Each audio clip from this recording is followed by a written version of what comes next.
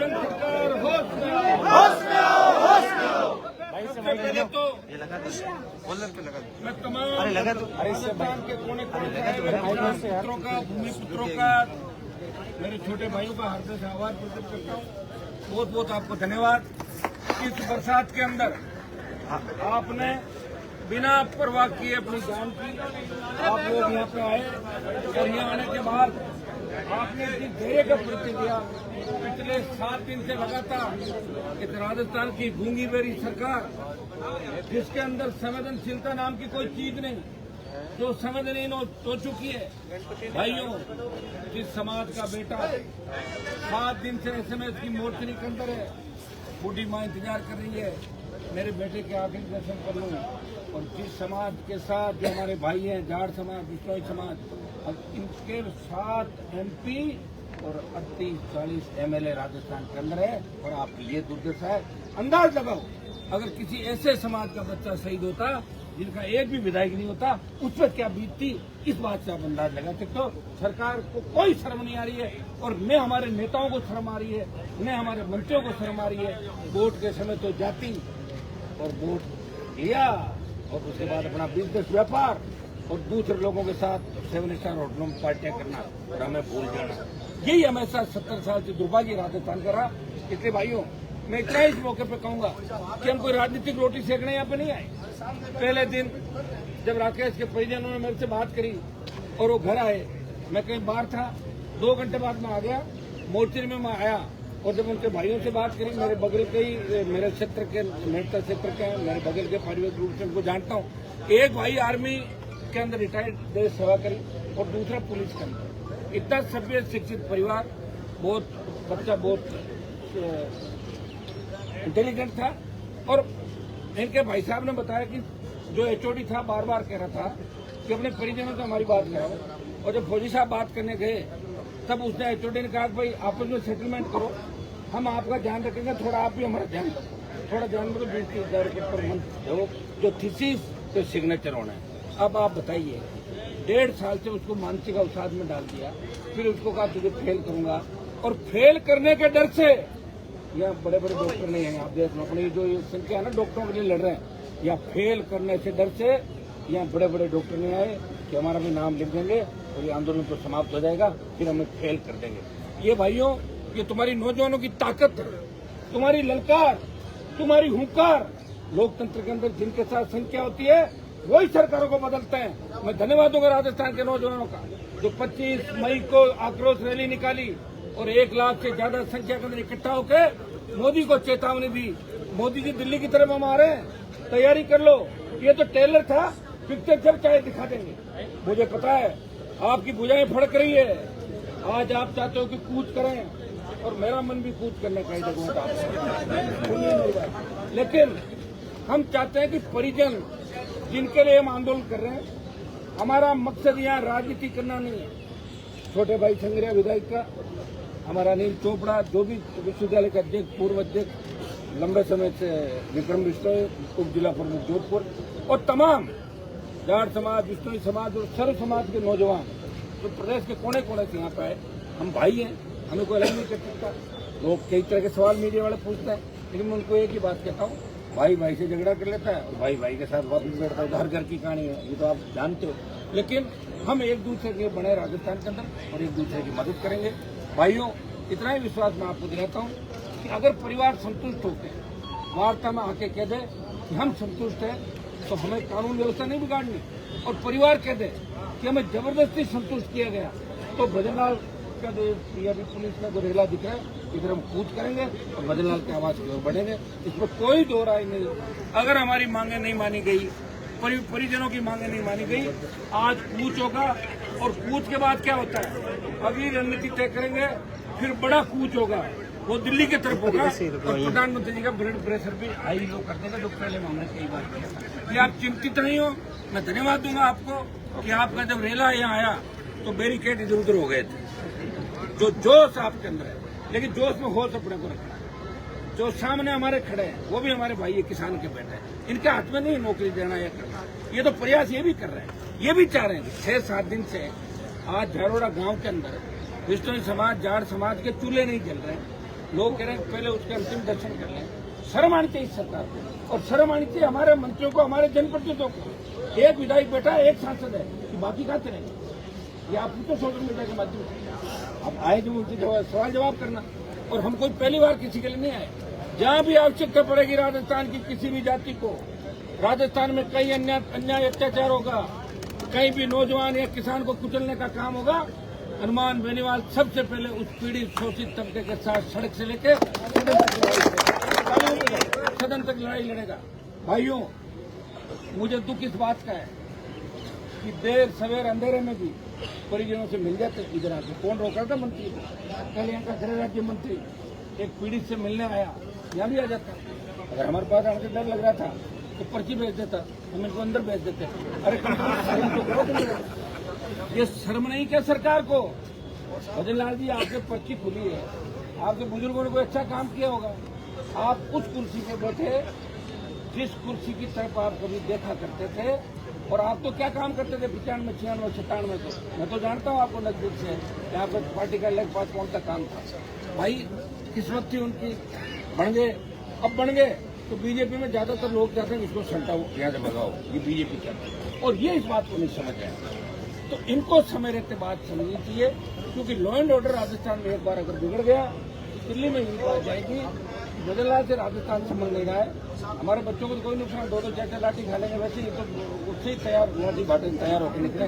लेकिन भजन लाल जी को फिर दिल्ली में उनकी दुकानदारी बंद हो जाएगी। इसलिए भजन लाल जी, हमने तो ये भी कह दिया कि आप अगर चाहो कि आंदोलन आरएलपी और कांग्रेस के लोग मिलकर कर रहे हैं, तो हम यहाँ बैठे हैं, आप अपने घर पे परिजनों को बुला लो, फिर इसकी बात कर लो, और घर से ही आप जारी कर दो बयान की मांगे मान ली, हम ऐसे चले जाएंगे उठ के। ठीक बात है कि नहीं? और अब आप चाहो कि हम पुलिस से डराएं, जाब्ता लगाएं, ये करें वो करें, ये जाब्तों से पुलिस लड़ने वाले हम लोग नहीं है। या तो हम लास्ट तक ये चाहते हैं कि लॉ एंड ऑर्डर नहीं बिगड़ो, लेकिन हम कमजोर भी नहीं। एक बार अगर हमारे बच्चों की तरफ गलत दृष्टि से देख भी लिया और हमारे बच्चों पर अगर लाठी पुलिस ने चलाई तो उसके दूरगामी परिणाम क्या होंगे ये भी पूछना। एक बार यहाँ महेंद्र चौधरी आई थी बाड़मेर के, उन्होंने लाठी चलाई थी और लोकसभा का टिकट में नाम आया, टिकट बांटने के बगल में मैं बैठा था। मैंने कहा इसको नहीं देना, इसको दो, घर बैठा। ये भी ध्यान रखना भाई, कभी हमारा चक्कर में जो चढ़ गया, याद बहुत रखना। एक हमारी आदत है, भूलते नहीं।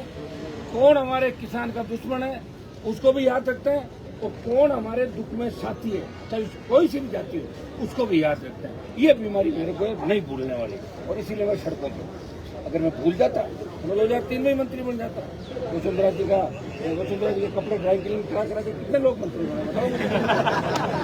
कितने किलो साहब के करके बने, तो बनते हैं, उनका भाग्य होगा। मुझे नहीं बनना किसी के अंडर में, बन भी जाऊँ तो काम नहीं कर सकूँगा, 2 दिन बाद वापस बाहर आ जाऊँगा।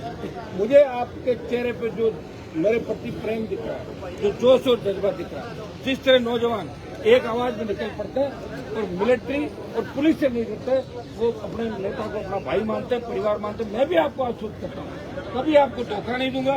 सत्ता में आपकी एंट्री कराऊंगा, सबको मौका मिलेगा, एक दूसरे को साथ लेकर चलना है।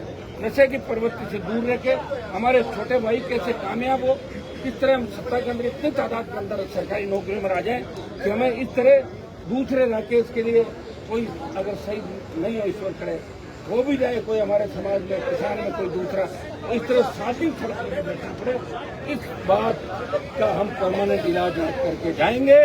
हम आज जो करके जाएंगे वो राजस्थान में एक मिसाल साबित होगी कि एक तरफ सरकार कह रही है वो बैठे हैं, हम बात नहीं करेंगे, हम कह रहे हम तो यही बैठे हैं, बात तुम्हें करनी ही पड़ेगी। परिजनों से बात करो और तुम्हारी मांगे मनवा के ही दम लेंगे। भाइयों, सबको आपको धन्यवाद। इस 7 दिन से आज तो मैं देख रहा था किस तरह भीग रहे थे आप लोग, 5-5, 7-7 घंटे से भीग रहे थे, उसी शर्ट को सुखा रहे थे, उसी को वापस मैं तो कमरे में जाके बैठ गया था, मुझे पता बाहर भीग रहे थे। और 7 दिन से मैं देख रहा हूँ, और कई ऐसे चेहरे हैं जिन्हें मैं 60 दिन से देख रहा हूँ। 60 दिन से शहीद स्मारक पे, यहाँ जाने के बाद शहीद स्मारक, वहाँ तीसरी बात हो वहाँ पे, तो हम सब लड़ रहे हैं। और निश्चित रूप से अब राजस्थान के अंदर 3.5 साल आपको लड़ना ही होगा। अगर 3.5 साल आप लोग लड़ दिए अपने हक और अधिकार के लिए, तो आने वाली 50 साल आपके बच्चों को राजस्थान में लड़ना नहीं होगा। इतना विश्वास मैं आपको दिलाता हूँ। मेरे लिए कोई पार्टी पॉलिटिक्स नहीं। जब राजस्थान में छात्र संघ चुनाव कराने की बात आई, अकेला व्यक्ति था, जो छात्र संघ चुनाव कराने के लिए 1 महीने में 12-13 रैली करके और बच्चों के बीच गया, लेकिन छात्र नहीं आए उस रैली में, नहीं था। और आरएसपी के कार्यकर्ता थे। अगर मैं वो रैली नहीं करता तो मेरी रैलियों की जो तादाद है 1 लाख, 2 लाख, 5 लाख, वो हवा निकाल दी छात्रों ने मेरी उसमें, और मेरी 15 एमएलए कम हो गए। कह रहे हनुमान जी की तो आदमी नहीं आए, छात्रों की रैली थी, वहाँ तो छात्र चाहिए, वहाँ को छात्रों वाले किसानों को थोड़ी बुलाना। तो छात्र यहाँ तो घूम रहे हैं, सब कह रहे मैं 50 ले आऊंगा, 200 ले आऊंगा। एक आदमी आया और मंच में कुर्सियों में बैठ के दादा बाय बाय करके चला गया। तो आपने देखा था सारा। लेकिन मैं डरता नहीं मेरे भाइयों, मेरी एक आदत है, किसी बात को पकड़ता हूँ। मैंने पकड़ना सीखा है, छोड़ना नहीं सीखा, और किसी को बीच मझधार में ले जाकर नहीं छोड़ा।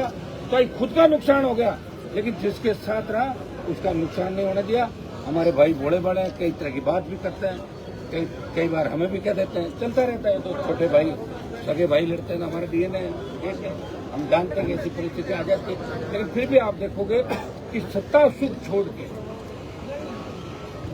राजस्थान की सत्ता का सुख छोड़ के और दिल्ली की सत्ता का सुख छोड़ के मोदी को यह एहसास कराया कि ये वो किसान का बेटा है जिसने दिल्ली में मिनिस्ट्री छोड़ी और अपने किसानों के भाई, किसान भाइयों के साथ सड़कों पर गए, जिसने अग्निवीर के खिलाफ देश में आंदोलन किया और सेना के सम्मान के अंदर देश का कोई सांसद आया, नागौर का सांसद था, जिसने पहलवान बेटे को न्याय दिलाया और उस बड़े बाहुबली का दिमाग ठीक कर दिया। जो उत्तर प्रदेश भाइयों तैयार हो जाओ, आने वाला समय आपका है।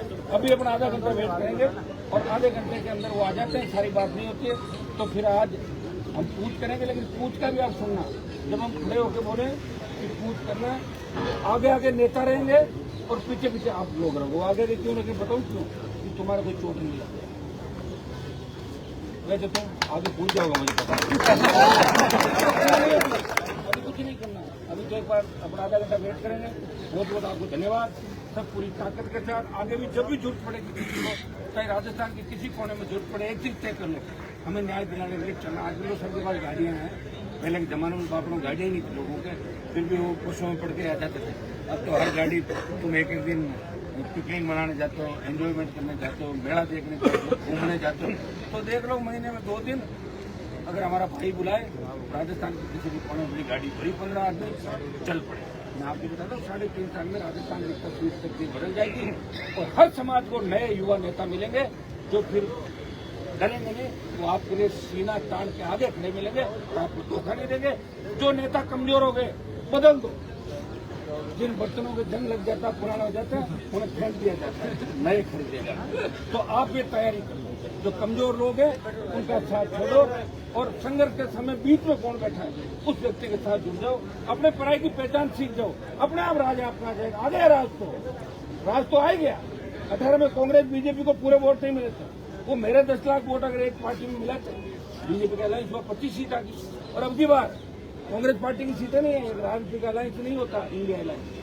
तो निश्चित रूप से कांग्रेस को करारी चोट खानी पड़ती, क्योंकि उसके बाद जो उपचुनाव में थे उन उपचुनाव में 4 जगह डिमांड करती हुई प्रदेश अध्यक्ष की जिद की वजह से इस तरह कांग्रेस की किरकिरी हुई राजस्थान। मैं तो वही हूँ, मैं तो वही खड़ा हूँ और मैं नहीं आ रहा, मैं कभी हार ही नहीं सकता। मैं तो तुम्हारे दिल में हूँ, तुम्हारे दिमाग के अंदर हूँ। तुम तो मुझे परमानेंट अपना भाई मानते हो। ये तो चलते रहते हैं, सरकारें खिलाफ हो जाती है, बड़ी पार्टियां खिलाफ हो जाती है, माफिया खिलाफ हो जाता है, लेकिन जिनके पीछे पड़ा बदरी माफिया को पूछ लो, शायद उसने मेरा छोटा बड़ा नुकसान कर दिया होगा चुनाव में, लेकिन मैंने उसका इतना नुकसान कर दिया, वो बजरी के ठेके और दूसरे ठेके लेने से पहले 1000 बार सोचेगा कि काम लूं या नहीं लूं। उसकी तबीयत खराब होगी, ईडी भी आ गई, सीबीआई भी आ गई और ताला देकर घर से भागते हुए दीवार तोड़ के मैंने उसको देखा। मैं प्रयास करता सारे लोग मिल जाए फिर भी मैं लड़ूंगा। अभी तो स्थिति ये हो गई सरकार से, दूसरा कोई लड़ने वाला नहीं। और हम जैसे ही बैठते हैं तो सरकार में एक बात आती है, हनुमान को क्रेडिट मिल जाएगा। अब तुम ले लो ना, मना कौन कर रहा है? हम कह रहे हैं आप बदला जी, आप क्रेडिट ले लो, चलो परिजनों को बुलाओ, अपने घर से पीसी कर दो और वहीं कह दो मैंने बात करी और मैं इनको दे रहा हूँ, हम राजी राजी करते रह जाएंगे। खुद कुछ करो नहीं, दूसरे को कुछ करने नहीं दो। अब आपके पास हनुमान बेनीवाल तो है नहीं बीजेपी के अंदर, हर जगह हनुमान बेनीवाल समाज में भी नहीं है। ये तो कभी कभार मजबूत लोग समाजों के राम सिंह जी विश्वल की याद आती होगी, विश्वल समाज को वो थे तब क्या था। और आज अगर 5 भी बन गए, 8 भी बन गए, उनकी ओर थोड़ी कर सकते हैं, नहीं कर सकते। तो भाइयों इन बातों को हमें याद रखना है। समाजों को बड़े मजबूत नेता कभी कभार मिलते हैं, वर्षों में एक बार। जिनकी रखवाली करना आप लोगों के हाथ में। आप जो मांग कह रहे हैं, वोट ही जो मांग रहे हैं, और क्या करें, बाकी जल ही रहे हैं। उस दिन जाके वोट दे दो, उस दिन भी याद नहीं रहता। तो मेरे सामने क्यों से जीता है उसके लिए कह रहे, मैंने कहा मुझे वोट क्यों नहीं दिए? बोले साहब आप भैंस का काम करके नहीं जानते, भैंस का काम करते। मैं भैंसों का काम करूंगा तो मैं यूनिवर्सिटी से पढ़ लिख के आया। बोले साहब देसी भोपा जी देसी डॉक्टर है और भैंस गाय को काम करते हैं। बताइए मेरी, तो मैं मेरे भाइयों को कब तक होशियार करूँ, कब समझाऊंगा इनको? बताओ। या तो फिर मैं 1 महीने में कैंप रखूंगा, 3 दिन भैंस का, 2 दिन उसका, 4 दिन बकरी का, 2 दिन उसका। वोट ऐसे ही लोग समझदार लोग होते हैं। इस तरह की बात है। गजेंद्र सिंह ने कहा कि मेरी मूंछ कटवा दूंगा, तुरंत कटवा देनी, वोट डालनी नहीं डालना। रोड वाले ले जाके टिकट देके खिलाए, ले आए, बड़ा विनाश किया, उसका विनाश किया, मेरे पे आरोप लगाए, जिनको पिछली बार विधायक हमने बढ़ाया। वो 5 साल में थे, राम राम रखते ना, तो भी वही जीत थे। राम राम नहीं रखते, छोटी छोटी बातों के लिए। दूसरी बात के वो फलान जी में कांग्रेस के उनसे बात करें, करता रहे बात चला गया, वो भी चला गया। लेकिन मैं पूरा कर नहीं गया, मैं तो थोड़ा सा कर गया हूँ। पार्टी का वोट बैंक बढ़ा, सांसद हूँ, चिंता नहीं करें, आप सबको वापस संगठित कर लूंगा। और दिल्ली के अंदर भी राजस्थान के जो जवानों की एक मजबूती मैंने दिखाई। जब मैं गया था पार्लियामेंट में, तो यूपी, बिहार, हरियाणा, दिल्ली के लोग कहते थे कि राजस्थान के लोग जो नेता आते हैं वो सुस्त बहुत होते हैं, लड़ते नहीं। मैंने ये दिखाया, राजस्थान के लोग लड़ते हैं, मोदी की सत्ता को छोड़ के भी लड़ते हैं। और पार्लियामेंट में भी आपने देखा होगा, जब लोग कूदे थे, अपने तभी मंत्री भागते लोग, बड़े बड़े मंत्री धोती ऊंची करके, कुछ मेहमान मेहमान लड़ रहा था। मैं मैदान छोड़ के नहीं भागा और अपने लोगों को छोड़ के नहीं भागा। मेरी कथनी और करने में कोई अंतर नहीं, चाहे कितना ही नफा नुकसान हो जाए, इस बात का आप ध्यान रखना। और डबल क्रॉस भी नहीं करते। तुम खूब बच्चे मेरे पास आते हो, लड़के आते हो, कत्ल हो जाते हैं आपस के अंदर, लेकिन मैं कोशिश करता हूँ हमारे बच्चे आपस में समझौता करें, एक दूसरे का खून नहीं बहाया राजस्थान के अंदर। ये मेरी पीड़ा रहती है। मुझे क्या करना बताओ मुझे? मैं तो जब चाहे सत्ता का सुख भोग सकता हूँ। मेरे लिए तो अभी मोदी की सत्ता चाहो तो बात खाली पड़ा, इधर से इधर खड़े बयान नहीं देना है, मैं आ गया तुम्हारे मीटिंग बात नहीं। लेकिन तुम्हारे लिए फिर लोग कहते हैं वो भी चला गया। इसलिए मैं तुम्हारी पीड़ा को देखते हो भाइयों लड़ रहा हूँ। 28 की लड़ाई के लिए तैयार हो जाओ। देखिए उम्र हमारी अब बढ़ रही है, हमारी ऐसा कोई इंजेक्शन आया नहीं कि 30 साल उम्र कम करते हैं। वो आएगा तो लगा फिर ढाणी में चले जाएंगे। तो अब लोग तैयारी करो, इन बातों से समझो। आप राकेश की सादत है ये, इससे समझो कि हमारा कोई धनी जोरी नहीं, और सबसे बड़े हमारे दुश्मन हमारे ही लोग। हमारे कोई बड़ा अधिकारी कितने का है, मिलने का है क्या? कोई नहीं आएगा। वो आएगा वो यही कहेगा कि तुम जल्दी जल्दी करो, क्यों बैठे हो, खराब हो रहे हो, ये हो गया। अरे हम तो खराब हो गए, हमारा छोटा भाई चला गया, क्या परिस्थितियां हमारी है। लोग अंगली उठा रहे हैं कि जयपुर में बैठे हैं, क्या ले लिया 7 दिन के अंदर। मैं आपको धन्यवाद दूंगा कि आज आपने ताकत दिखाई। हम भी इसका हल निकालना चाहते हैं, हम भी परिजनों के साथ हैं। अगर परिजन संतुष्ट है, हम संतुष्ट हैं। हमें कूद का कोई शौक नहीं है, ये तो जब चाहे कर लेंगे। अब तो आदत पड़ गई, बिना कूद के हमारे बच्चे रह ही नहीं पा रहे हैं। तो इनको तो हर 15 दिन में रिन्यू करना पड़ेगा, कभी इधर कभी उधर घुमान। तैयार है, ये बात मान लेंगे। और आज हमारा मकसद है कि राकेश के परिवार को न्याय मिले, यही मकसद है हम सबका। भाई अगर परिवार और उनके भाई संतुष्ट है तो फिर हम संतुष्ट, और उनको लगेगा वो बिल्कुल ही संतुष्ट नहीं तो फिर इधर फिर करेंगे। डॉक्टर राकेश बिश्नोई को न्याय दो।